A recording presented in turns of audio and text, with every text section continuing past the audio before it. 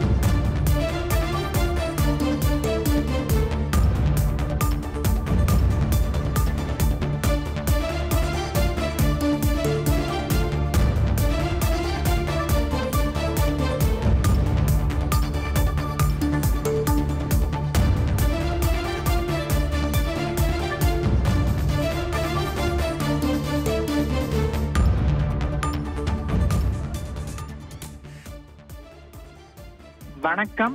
Champions trophy cricket தொடரின் அரையிறுதிப் போட்டியில் ஆஸ்திரேலியாவை வீழ்த்தி இந்தியா இறுதிப் போட்டிக்கு முன்னேறி இருக்கிறது. இதன் மூலம் கடந்த காலங்களில் நடைபெற்ற ஐசிசி நாக் அவுட் போட்டிகளில் ஆஸ்திரேலியாவிடம் அடைந்த தோல்விக்கு இந்திய அணி பதிலடி கொடுத்திருக்கிறது.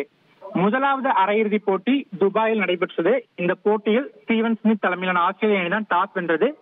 டாஸ் வென்ற ஆஸ்திரேலிய அணி முதலில் பேட்டிங் தேர்வு செய்வதாக அறிவித்தது. இதனைத் தொடர்ந்து ஆஸ்திரேலிய அணி முதலில் பேட்டிங் செய்தது. பேட்டிங்கில் பார்த்தோம் என்றால் அந்த அணியின் தொடக்க வீரர் கூப்பர் கான்லே ஒரு தடுமாற்றத்துடன் ஆட்டத்தை வெளிப்படுத்தினார். அவர் ரன் ஏதும் எடுக்காமல் முகமது ஷமி ஓவரில் கீப்பர் ராகுலிடம் கேட்ச் ஆனார். எனினும் இந்திய அணிக்கு பெரும் பிரச்சனையாக பார்க்கப்படும் டிராவிஸ் ஹெட் வழக்கம் போல ஒரு அதிரடியான ஆட்டத்தை வெளிப்படுத்தினார். இது மட்டுமின்றி அவருக்கு சில கேட்ச் மற்றும் ரன் அவுட் வாய்ப்புகளும் அவர் தப்பித்து அவருக்கு சில லக்குகளும் கிடைத்தது. அத்தகைய சூழலில் டிராவிஸ் ஹெட் 39 ரன்களில் வருண் சக்கரவர்த்தி ஒரு ஆட்டம் இழந்தார். இதனைத் தொடர்ந்து ஆஸ்திரேலிய அணிக்கு அடுத்த விக்கெட்டுக்கு ஸ்டீவன் ஸ்மித் மற்றும் லபுஷன் இணை ஒரு நிலையான பார்ட்னர்ஷிப்பை அமைத்தது. அதே சமயம் இந்திய பவுலர்கள் அபாரமாக பந்து வீச ஆஸ்திரேலிய அணியின் விக்கெட்டுகளும் வீழ்ந்தவனும் என லபுஷன் 29 ரன்களில் ஆட்டம் இழந்தார்.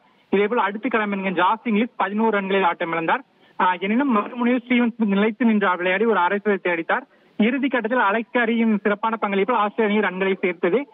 இறுதியில் பார்த்தோம் என்றால் 49.3 ஓவர்களில் முதலாவதாக விளையாடிய ஆஸ்திரேலியா 264 ரன்களுக்கு ஆட்டம் இழந்தது.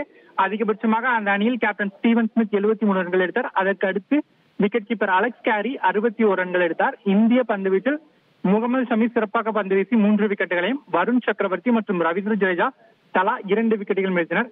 இதனைத் தொடர்ந்து 265 ரன்கள் என்ற இலக்கை நோக்கி இந்திய அணி இன்னிங்ஸை தொடங்கியது. இந்திய அணிக்கு கேப்டன் ரோஹித் சர்மா ஒரு அதிரடியான தொடக்கத்தை. எனினும் சுப்மன் கில் ஒரு மோசமான ஷாட் தேர்வால் தனது விக்கெட்டை துவார்ஜிஸ் ஓவரில் கிளீன் போல்ட் ஆகி வெளியேறினார். அதே சமயம் இரண்டாவது விக்கெட்டுக்கு விராட் கோலி மற்றும் கேப்டன் ரோஹித் சர்மா இணை சிறப்பாக விளையாடியது. கேப்டன் ரோஹித் சர்மா 28 ரன்களில் ஆட்டம் இழந்தாலும் அடுத்து களமிறங்கிய ஸ்ரேயாஸ் ஐயர் கோலியுடன் ஒரு மிக சிறப்பான ஒரு பார்ட்னர்ஷிப்பை அமைத்து இந்திய அணியை வெற்றி பாதைக்கு அழைத்து சென்றார். இந்த ஜோடிதான் இந்திய அணி வெற்றி பாதைக்கு இட்டு சென்றது. இருவரும் மிகச்சிறப்பாக விளையாடினர். சிறப்பாக விளையாடிய கோலி அரை சதம் அடித்தார். அதே சமயம் ஸ்ரேயாஸ் ஐயர் துரதிருஷ்டவசமாக 45 ரன்களில் ஆடம் சம்பா ஓவரில் கிளீன் போல்ட் ஆனார். இதனையடுத்து அக்ஷர் பட்டேலுடன் விராட் கோலி பார்ட்னர்ஷிப் அமைத்தார். தொடர்ந்து KL ராகுல் களமிறங்கி மிகச்சிறப்பாக விளையாட கடைசி கட்டத்தில் 84 ரன்களில் விராட் கோலி ஆட்டம் இழந்தார். இதனால் இறுதியில் ஆட்டத்தில் ஒரு ட்விஸ்ட் ஏற்படுவது போல் தோன்றியது. இத்தகைய அதன் பிறகு களமிறங்கிய ஹர்திக் பாண்டியா மற்றும் KL ராகுல் இணை மிகச்சிறப்பாக விளையாடி இறுதியில் பார்த்தோம்னா 48.1 ஓவரில் 267 ரன்கள் அடித்து இந்த போட்டியில் இந்தியா வெற்றி பெற்றிருக்கிறது. மிகவும் பரபரப்பாக நடைபெற்ற போட்டியில் 4 விக்கெட் வித்தியாசத்தில் இந்தியா வெற்றி பெற்று இறுதிப் போட்டிக்கு முன்னேறி இருக்கிறது. குறிப்பாக பார்த்தோம்னா சாம்பியன்ஸ் டிராபி தொடரின் இறுதிப் போட்டிக்கு 5வது முறையாக இந்தியா முன்னேறி இருக்கிறது. ஏற்கனவே 2000 ஆண்டு தொடர்ந்து பேசலாம் Balaji. Satyabama Institute of Science and Technology, Chennai and Sriperumbudur.